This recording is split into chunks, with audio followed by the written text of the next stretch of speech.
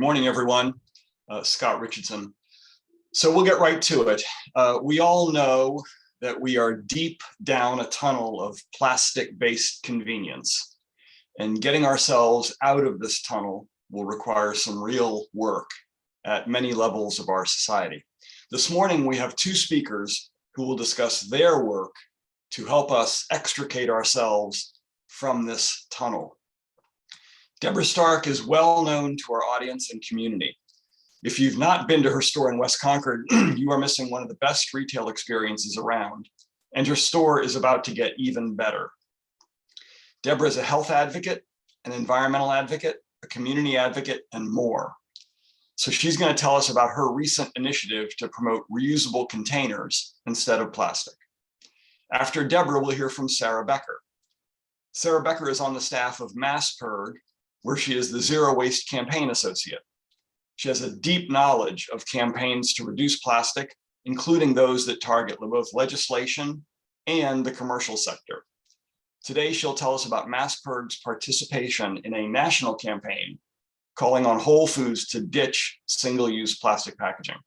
She's a graduate of Ursinus College with a Bachelor of Science degree in Environmental Studies. So welcome, Debra and Sarah. We will start with Debra, please. Debra?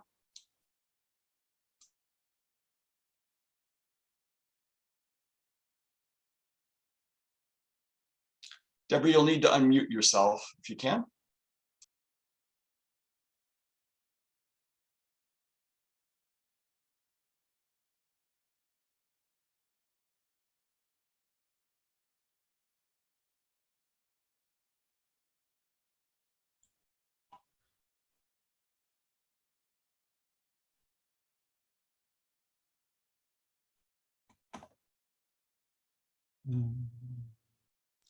It's morning. Things happen in the morning.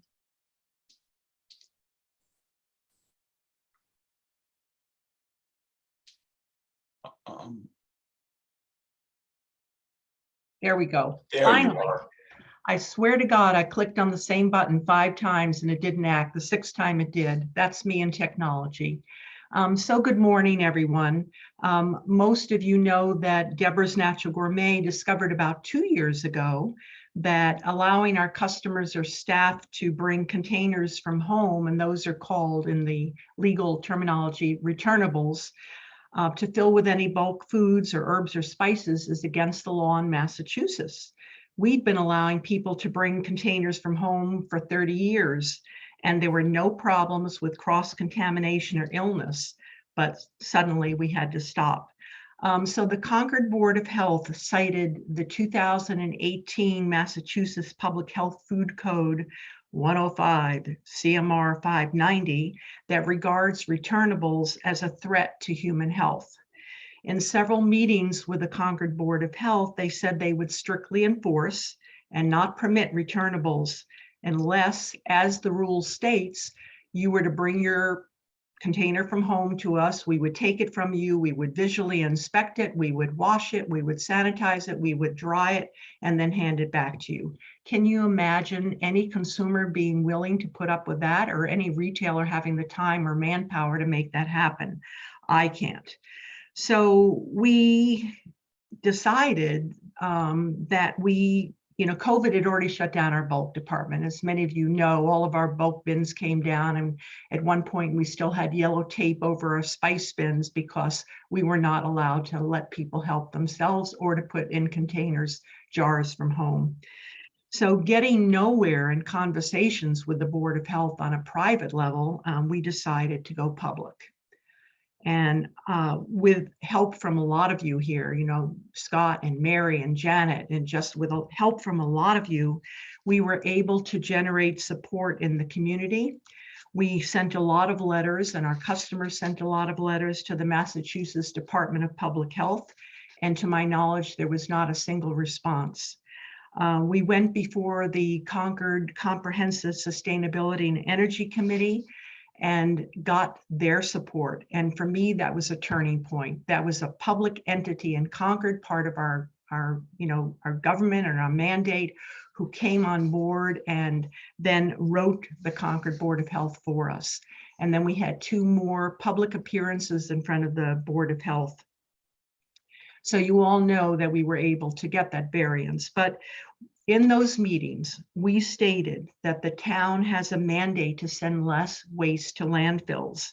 And we all know that returnables, or bringing containers from home that will take the place of a lot of single-use plastic containers, can play a pivotal role in that. And we all know that we're not holding a gun to anyone's head. Nobody has to bring containers from home or fill their own containers. People who are uncomfortable with that concept can continue to shop and buy packaged goods. So luckily, we were granted that variance. And for those of you who don't know, a variance is an officially granted exception to a ruling, which means we can now help reduce the amount of single-use plastic that we send to landfills. The variance, however, expires in a year, and that year started ticking from the evening it was granted, even though we're not open next door and we don't have our bulk department open. So nothing has changed at the state level. And just because we have a variance doesn't mean other towns can start allowing returnables, or other stores in our town can start allowing returnables. Everybody has to apply individually for a variance. According to John Fisher of the Massachusetts Department of Environmental Protection, they are in conversations with the Massachusetts Department of Public Health. But John said change is slow, and he expects those conversations to yield results in 3 to 4 years. 3 to 4 years. Can our ecosystem and our citizens wait that long? And, I just had my head nearly exploded. I thought, if this simple thing, allowing returnables from home, will take 3 to 4 years to implement, what happens to all the other much more difficult, complex issues?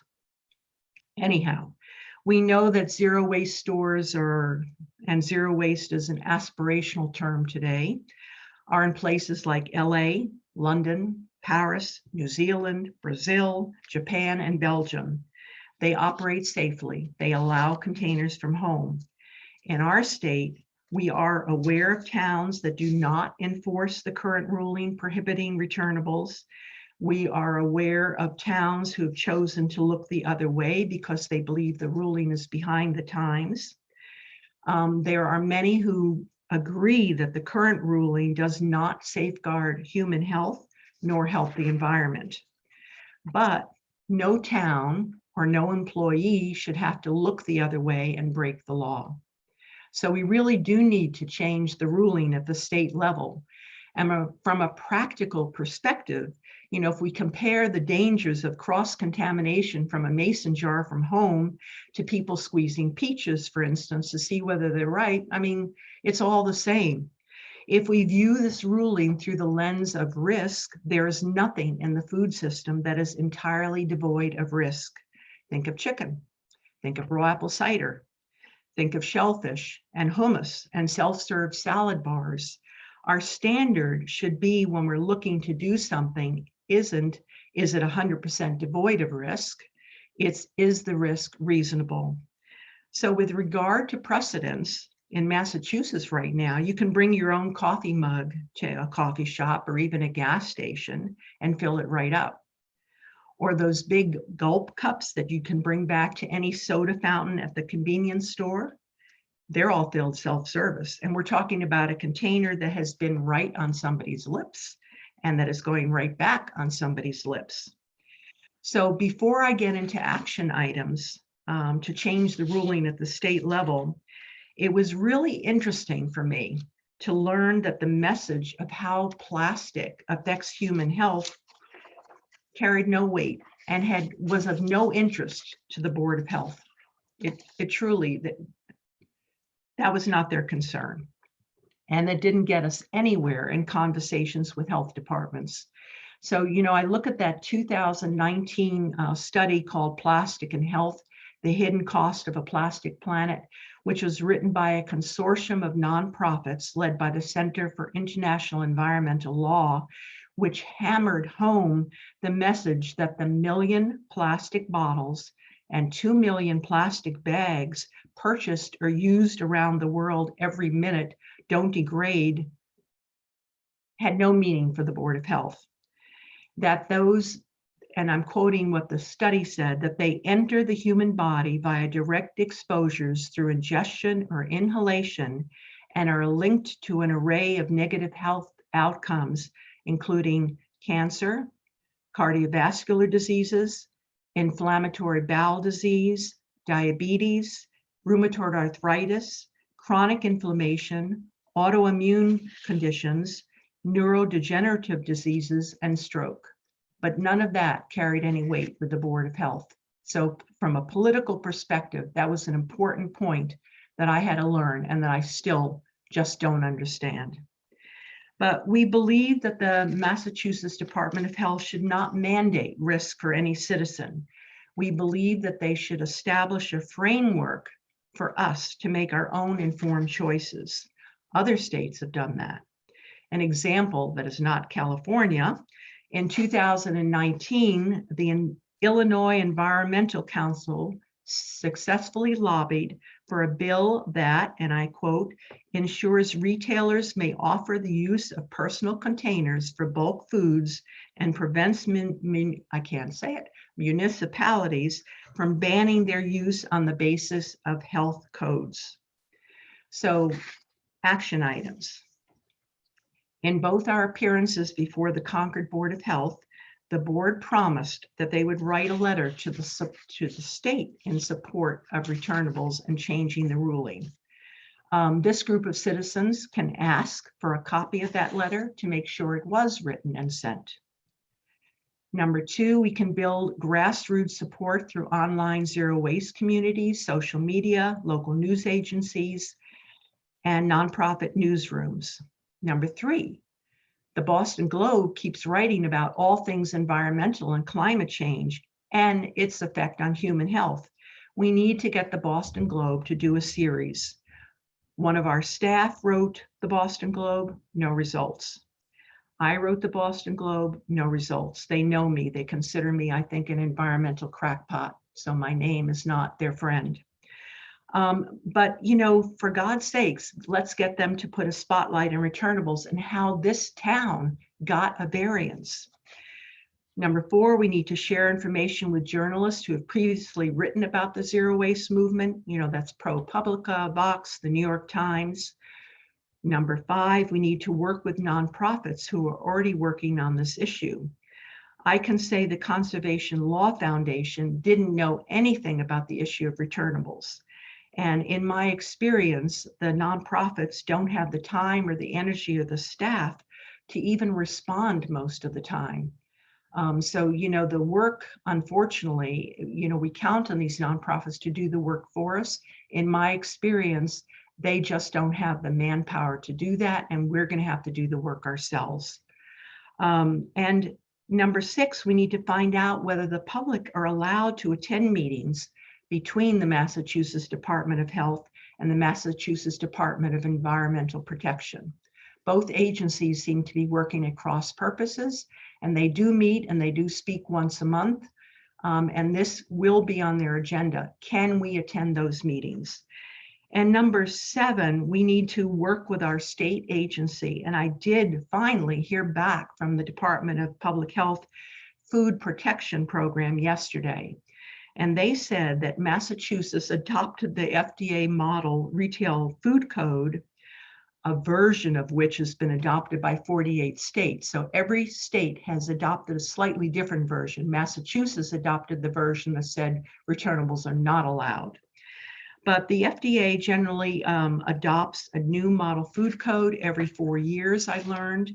And while there is no legal obligation for Massachusetts to update the state's version, you know, currently we're working on a version that was adopted in 2013. So the FDA 4-year cycle is off due to COVID, but the Food Protection Program believes there will be a new model retail food code adopted in 2022. And that will, they'll be working on that, but it will need to be adopted according to the FDA by 2024. Again, a long time away when you're talking about throwing plastic into landfills. But the regulatory process will begin before the deadline, I was told. And the Food Protection Program will review, I was told, all public comments for consideration of changes to the Federal Model Food Code. And so we are allowed to sign up on their website for notice when they will be discussing that. And I have that information. I'm not posting it here, but I'll get it to Brad and to Scott, and they can send it out to anybody who's interested, or you can write me at Debra at debrasnaturalgourmet.com, and I will get you the message that they have promised to send me today. So those are our marching orders, but our ultimate goal is to create a model for the future of zero waste grocery shopping. That's my future goal. And not just as a time-consuming personal lifestyle choice, but as a new norm for a more ecologically conscious generation of consumers. So it's time to persuade the state to think outside their box and to make much needed changes around single-serve plastic. And once we do that, then personally, I'm on to the next big project, which is quats and getting plastic out of takeout food. That's it for me, guys. Thank you very much, Debra. Debra, that's great. While we wait for Sarah here just a moment, there are a couple quick questions. If you can pass the information along. What was the title and author of that Plastic and Health article? We have a request for that. Oh, you want me to try and type it in the chat room? Sure, that would be great. Or you could just speak it if it's more comfortable. Okay. So yeah, let me find that page. So it's a 2019 study. And if you go to Center for International Environmental Law, also known as CIEL, then that will lead you right to that 2019 study, which is called Plastic and Health, the Hidden Cost of a Plastic Planet. And it is a phenomenal study, has great graphics, great charts. So, I highly recommend it. Thank you. And Debra, another question, the specific regulation that you cited in the food code, what is the specific ruling that says no returnables? There's a section number, CMR or something, 57. Yeah, it's 2018 Massachusetts Public Health Food Code 105 CMR 590.00. Thank you, Debra. That's really great to get that reference material out to people. And to just contrast that one with the FDA's ruling only prohibits containers from home for hot food from takeouts or from restaurants, has nothing to do with returnables for bulk food. Thank you. You're welcome. Thank you very much. Okay, Sarah, over to you to give us a perspective on what you're working on at MASSPIRG and Zero Waste. Thank you. Wonderful. Thank you so much. Let me pull up my slides. All right, just make sure everyone can see that. All right, great. Well, thank you all so much for having me. My name is Sarah Becker. I am the Zero Waste Campaign Associate with MASSPIRG, the Massachusetts Public Interest Research Group. We are a nonprofit, nonpartisan grassroots organization that works on a range of issues from consumer protection to public health. And I am really excited to be with you all here today to talk about taking action on plastic waste in Massachusetts. Wonderful to hear about all of the great work that Debra is doing on the local and also on the state level. So I'll be talking a little bit more about our state work. And then, as Scott mentioned, I'll be moving into a little more of what we're doing with our Whole Foods campaign, which is more of a national campaign. But before I get into the specifics of plastic, I do want to take a moment to talk about waste in Massachusetts, because just to put it simply, the Bay State really does have a waste problem. We throw away nearly 6 million tons of waste every year, and a lot of those materials are things that don't need to be ending up in our garbage. The new Trash in America report that was released earlier this year from Frontier Group shows us the breakdown of a lot of this trash on a national scale. So we know that a third of the material that's ending up in our garbage is organic, so food waste and yard trimmings. Nearly a quarter is paper and paperboard. Another quarter is metal, glass, and plastics. And then the remaining amount is rubber, wood, leather, and textiles. And the reason why I bring this up is the fact that we know ways to get those materials out of the waste stream. We know ways to reduce and reuse those things. And I'll come back to that in just a minute. But I do want to look at the graph on the right because we're talking about plastics today. And you can see that about 12% of all waste in the US is plastics. And I do think it's important to note that with this graph in particular, this is measured by weight. And we all know that plastics are a pretty light material. So a much greater volume of our trash is actually plastics than that graph lets on. And I know that I'm preaching to the choir when I talk about the environmental and public health impacts of plastic, but I do want to echo what Debra was saying when she was talking about all of the negative impacts that plastics have when they end up in our environment. Really, only about 9% of plastics have ever been recycled globally, which means that the endpoint for the rest of this plastic, for this waste, is landfills, incinerators, or ending up in our environment as litter. Massachusetts has 7 active incinerators, and in 2019, they processed half of all of our waste. We have 19 active landfills, which processed about 15% of our waste. And then we exported over a quarter of all our garbage outside of Massachusetts in 2019. And it's important to note there that when we export these materials, that just means they're ending up in incinerators or in landfills somewhere else, just not here. So the endpoint is still the same.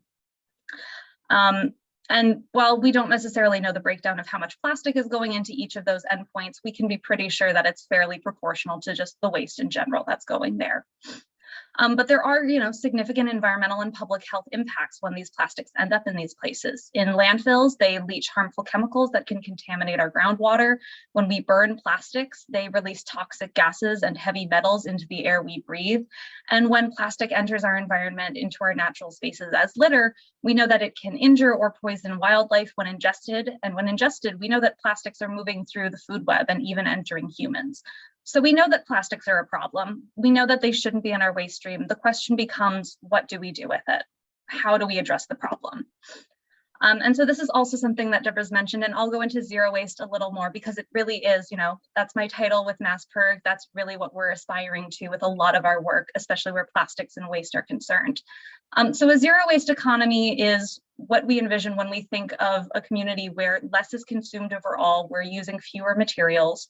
The materials and the products that we are using are built to last and they're easy to repair, so we don't need to buy a new item every time that something breaks.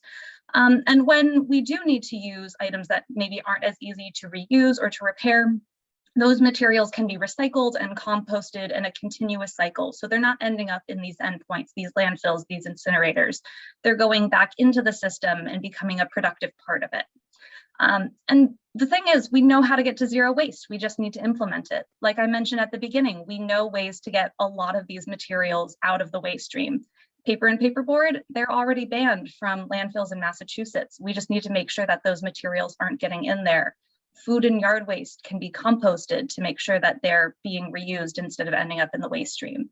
And for plastics, we know that we should be reducing plastics wherever we can, first and foremost.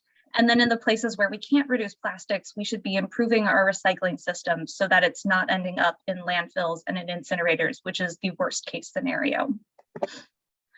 So what can we do? I'll be talking a little bit about some of our state programs first, some of the things we're working on at the state level, and then moving into the Whole Foods campaign, which is our national work in this area. So the first thing I want to talk about is the Massachusetts Department of Environmental Protection Solid Waste Master Plan for 2020 to 2030. And this is kind of an overarching goal that the state sets for itself. So the MassDEP is required to make a plan for Massachusetts trash every decade. And it really is an overall framework. It provides a direction, a goal. It tries to set targets for solid waste reduction and management policy in Massachusetts for that period of time. So MassPIRG, along with some of our other coalition partners, have been working to get MassDEP to release a zero waste master plan instead of a solid waste master plan. But unfortunately, they recently came out with their solid waste master plan this past month. And the current version really doesn't do enough. They set a goal of reducing Massachusetts waste by only 30% by 2030. And that's not nearly enough to get us to the zero waste future that we need, one that really doesn't produce nearly that much garbage. The silver lining here is that the MassDEP is considering this a living document, so they could still make changes to it, could still improve it in like the interceding years. We don't need to wait for 2030 to roll around to then start the next solid waste master plan. We can start changing it now. And I'll have some actions later on for how you all can get involved and help us with that. But as I said, this is kind of an overarching view. If you want to look at some of the more specific things that we're doing, I'm going to turn to the legislature, where we've got 3 bills that we're looking at to reduce plastic waste. So the first one is the Omnibus plastics bill. This bill would ban a lot of the single-use plastics that are ending up in our waste stream. So that's things from plastic grocery bags to polystyrene to single-serve plastic water bottles. I know that you all at Concord have a great history of getting single-serve plastic water bottles, banning those entirely. But unfortunately, the rest of the state doesn't have that. So we want to be able to get rid of those plastics outright for everyone else too. The great thing about this bill is that it would eliminate non-recyclable plastics from the waste stream before they can even enter it. So that's that first tenet of zero waste, getting rid of plastics wherever we can.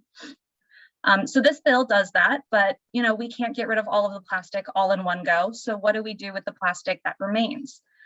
That's where some of our other bills come in. So the Better Bottle Bill would improve some of our plastic recycling systems. Bottle bills, as some of you may already know, are a really great recycling program. We already have one in Massachusetts. It works to add a deposit to beverage containers that a consumer can then redeem when they return that container to a retailer or to a redemption center.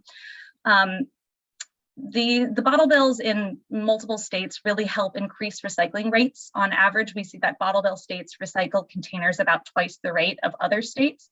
And that's because they have a higher redemption rate. More containers are being brought back to the recyclers, brought back to the producers. So more of that material is available for recycling, and it also produces cleaner materials. When you return it via the bottle bill system, it's not ending up in your blue bins and mixing with all these other materials and getting contaminated. You're getting a cleaner material, and it's easier to recycle that way. So Massachusetts does have an existing bottle bill, but it was established nearly 40 years ago. So updating the bottle bill would involve covering a bunch of the new age containers that have come on the market in these past 40 years. So that's bottled water, juice, sports drinks, nips, all of these containers that we're seeing on our streets, seeing in the garbage that should be recycled instead. And then updating the bottle bill also involves increasing the deposit from 5 to 10 cents to incentivize consumers to return those containers. And then the third bill that I'll talk about is the producer responsibility bill. I know that there's a lot of discussion about EPR since Maine passed the first producer responsibility bill this year. And the whole idea behind producer responsibility is that the producers who are making all of this wasteful packaging should be held accountable for the end life of that plastic packaging. So this bill requires companies that make wasteful single-use plastic packaging reimburse towns and cities for those recycling costs. It does this by imposing fees that are higher for packaging that's harder to recycle, and thereby encourages companies to really reduce that wasteful packaging and return to things like refillable packaging programs that generally benefit under the bill. It would also benefit the reduction and the elimination of packaging altogether, because you don't have to pay for packaging that doesn't exist. So that's our state level work. Moving into some of our more national work, I'll talk about our Whole Foods campaign to move beyond plastic.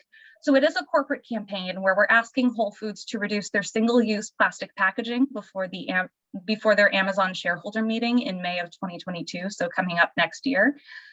So like Scott mentioned, we really try and attack the plastic waste problem from a bunch of different angles. I've talked about some of the governmental things that we're doing, but this is a corporate campaign. We want Whole Foods to stop producing all this plastic from the outset, so we don't have to necessarily wait for bills to pass and then for enforcement to happen. This would be cutting off plastic at the source. So the question then becomes, why are we looking at Whole Foods? Why not some of these other large grocers who also have plastic problems? And there's a range of things for that. First off is the fact that Whole Foods has led on plastics in the past. They were the first US grocer to ban the use of plastic grocery bags at checkout. And they also cultivate this sense and this brand that their consumers care about environmental health. They present themselves as a very healthful, very environmentally friendly brand, and their consumers reflect that. The people who shop there generally share those ideals and values. But these two things kind of come in contrast with our third point, which is that for the past 2 years now, Whole Foods has received a failing grade on the As You Sow report on plastics and plastic waste, meaning that Whole Foods has a lot of plastic in their store and they're not transparent about it and they don't really manage it very well. So because of that combination of those three things, their history, their consumers, and their failing grade, we thought that Whole Foods would be a great target for this kind of work. And there's really three things that we're asking for, three commitments that we're asking Whole Foods to make when it comes to moving beyond plastics. The first thing we want is for them to reduce the number of single-use plastic packaging units sold from their brand, so the 365 brand, and we want a reduction of that of 25% by 2025. We also want them to generate 15% of their annual revenue from the sale of products sold in reusable or refillable packaging by 2025. So having them transition to these more sustainable options as opposed to single-use wasteful plastic packaging. And the third thing is, I mentioned before that they're not very transparent about their plastic waste. So we want them to publicly report the gross weight and units of plastic packaging sold each year by May 2022 by that shareholder meeting. So the great thing about our corporate campaigns, and one of the reasons why we've been able to win some of our corporate campaigns in the past, our antibiotics campaign to get antibiotics out of a lot of different fast food chains, the reason that those have succeeded in the past is because consumers have gotten involved and have put pressure on these corporations to make this change, because we know they're very receptive to the people who buy things from them. We know that if they demand a change and if they're very vocal about it, that change will happen. And so that's why I've got a bunch of actions that you all can take now to get involved in our Whole Foods campaign. The first thing is just signing our petition to the Whole Foods CEO, John Mackey. And so that's a petition letter that has those three commitments that I was just describing to you all. This is a really great week for me to be meeting with ConcordCAN because next week is our Thanksgiving week of action. We know that a lot of people are going into grocery stores, buying food, preparing for holiday meals. And when you're going to Whole Foods and you're buying all of your groceries for the coming week, you're going to be getting a lot of plastic in your shopping bag. There's going to be that extra ingredient of plastic on your shopping list, and that shouldn't be there. So our Thanksgiving week of action is about raising awareness about the amount of plastic in Whole Foods and also demanding that Whole Foods become aware of this problem and make these commitments to reduce it. So a few ways that you can do that is we'll have a campaign for social media posts on Twitter and Instagram, gain a lot of presence there, and then also generating calls to the Whole Foods customer service line. And so we have some activist toolkits that I'm happy to share with you all, share with Scott, and have sent out on November 22nd when they're ready to go out and when that week of action starts. And then the last thing that we're doing for the Whole Foods campaign is we're also working on a Whole Foods plastic packaging survey. So like I mentioned, Whole Foods is not very transparent about the kind of plastic waste that they have, how much plastic is being sold. So we're working with volunteers to help assess the extent of plastic packaging in those volunteers' local Whole Foods so we can get a better picture of the actual problem. So we have a team working on that, and they're expecting that survey to start sometime mid to late December.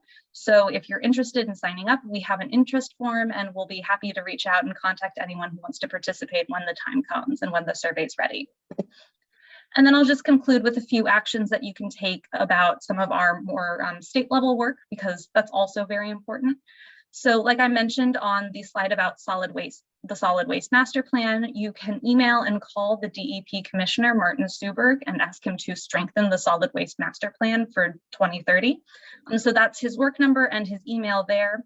And I've also included a link to a sample email about strengthening the solid waste master plan. So I will note that this email draft was created with when the Zero Waste Massachusetts Coalition gave a presentation on incinerators.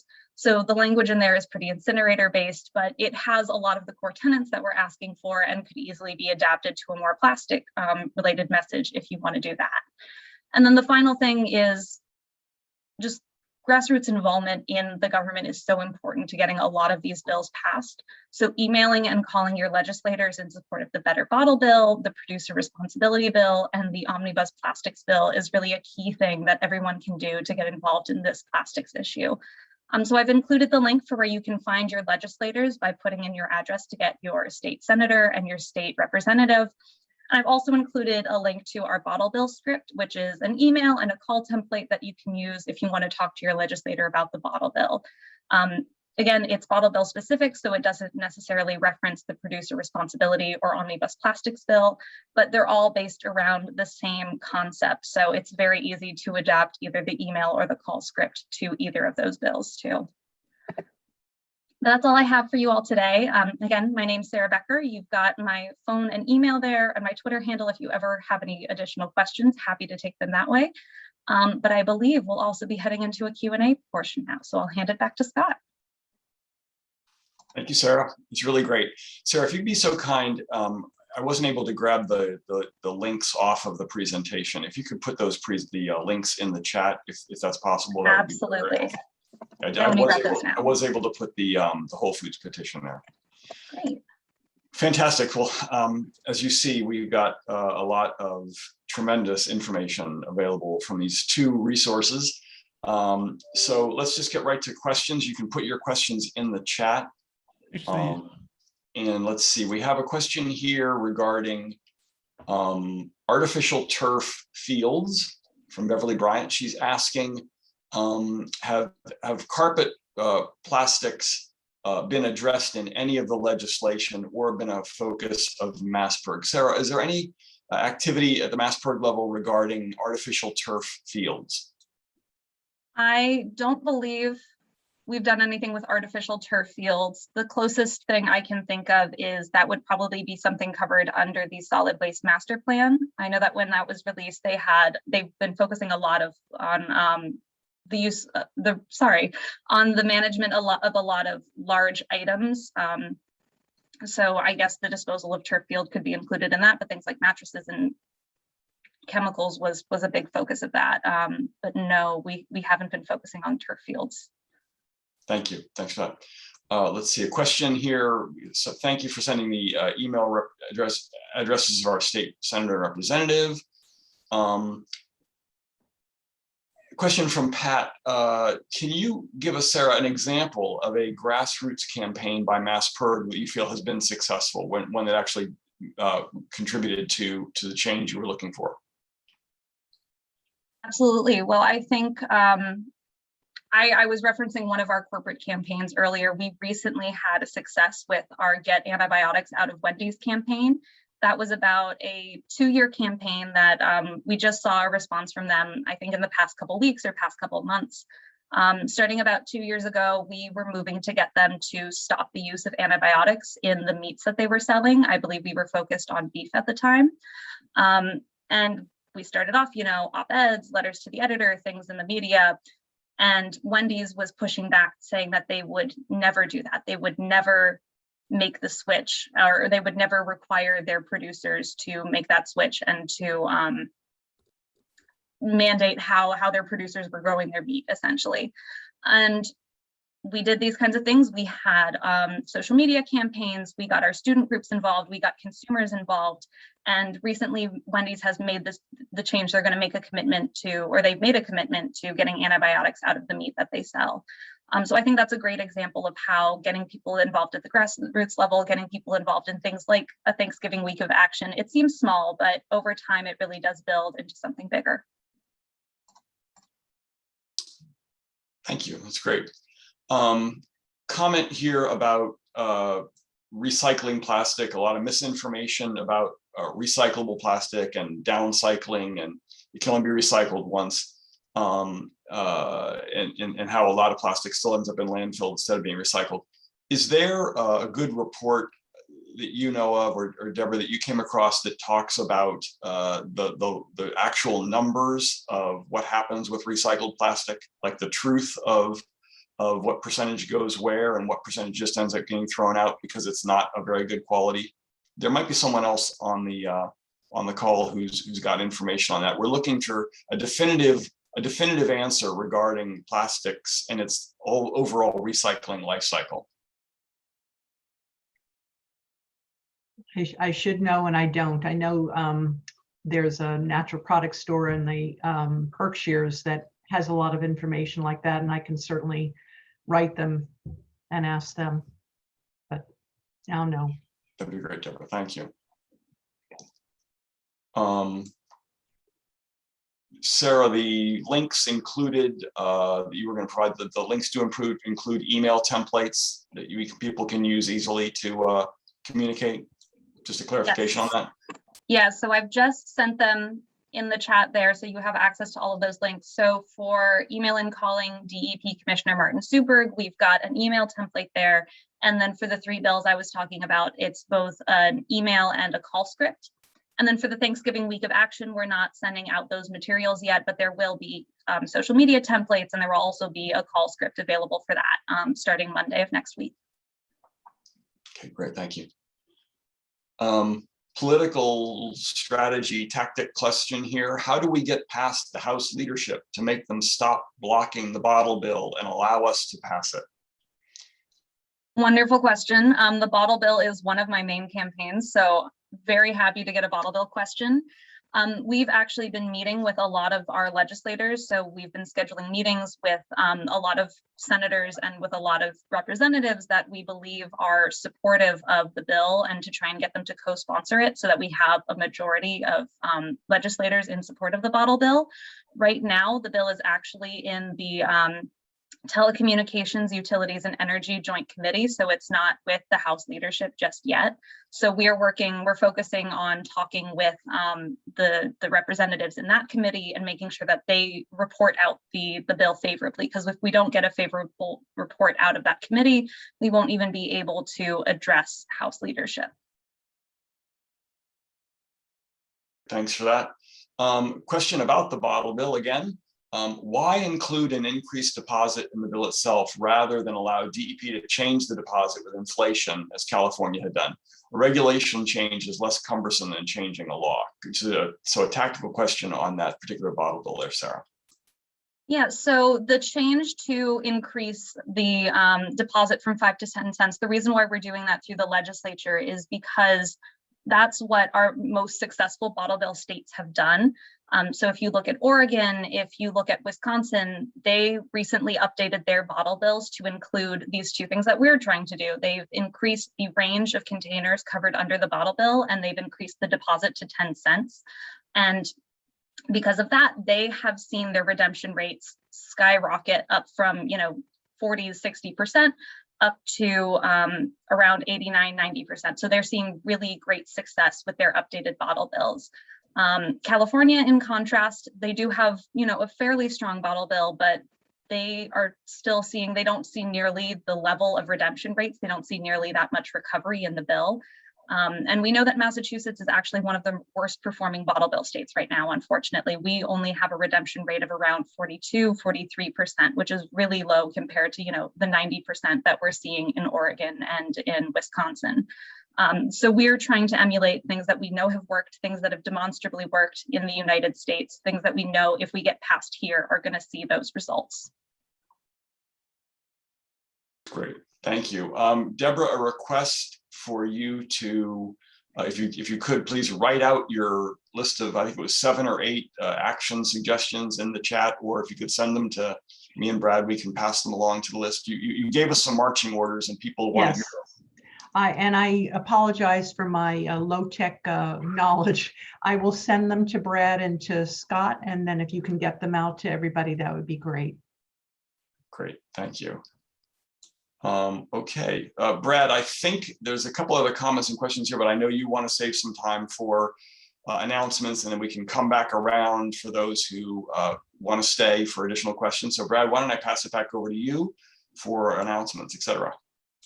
Yeah, thanks, Scott. Thanks for doing a great job, and I really appreciate the speakers. This has been really fantastic so far, and we're going to